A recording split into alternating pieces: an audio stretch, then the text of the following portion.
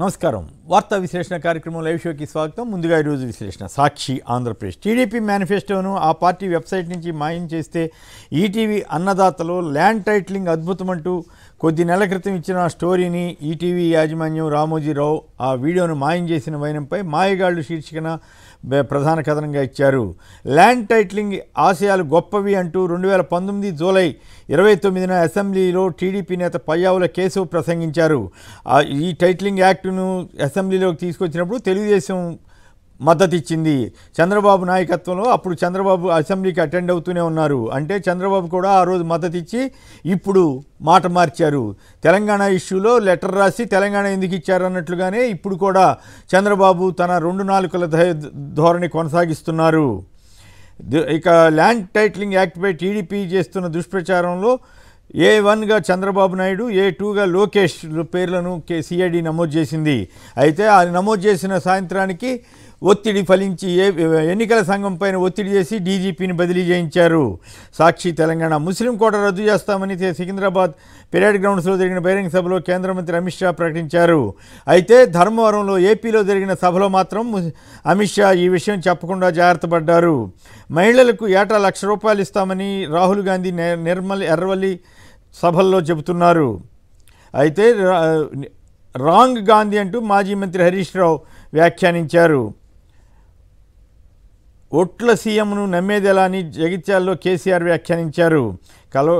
కవిత bail పిటిషన్పై ఇవాళ తీర్పు వెలువడే అవకాశం.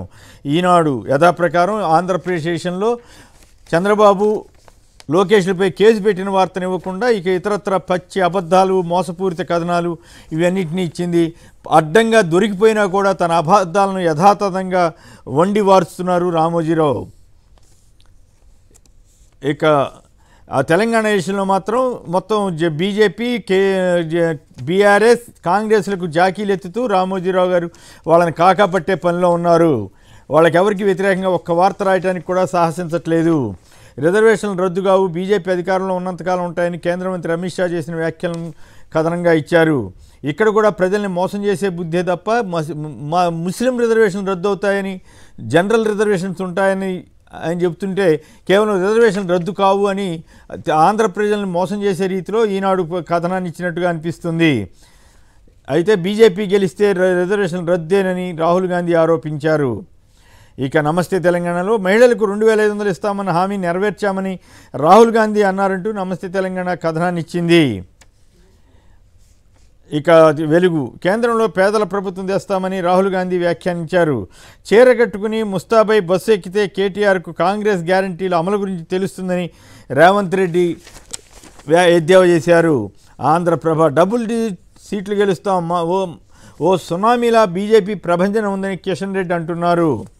వార్త రిజర్వేషన్ల రద్దుకు మోడీ కుట్ర చేస్తున్నారని రాహుల్ గాంధీ ఆరోపించారు. ఎస్సీ, ఎస్టీ, బీసీల రిజర్వేషన్లు బీజేపీ కాపాడుతుందని అమిత్ షా అన్నారు. ఇండియన్ ఎక్స్ప్రెస్ రిజర్వేషన్లపై తెలంగాణ వేదికగా మాటల యుద్ధం సాగుతోంది. ప్రజ్వల్ రేవణ్ణ కోసం సీటు బృందం గాలిస్తోంది. దక్కన్ క్రానికల్ ఎన్నికల తర్వాత సీఎం రేవంత్ రెడ్డిని కాంగ్రెస్ అధిష్టానం మారుస్తుందని అమిత్ షా అంటున్నారు. అధికారంలోకి వస్తే రిజర్వేషన్లపై ఉన్న 50% పరిమితిని ఎత్తివేస్తామని రాహుల్ గాంధీ చెబుతున్నారు. హిందూ జమ్మూ కాశ్మీర్లో ఐఏఎఫ్ కాన్వాయ్పై దాడి చేసిన ఉగ్రవాదుల కోసం వేట కొనసాగుతోంది.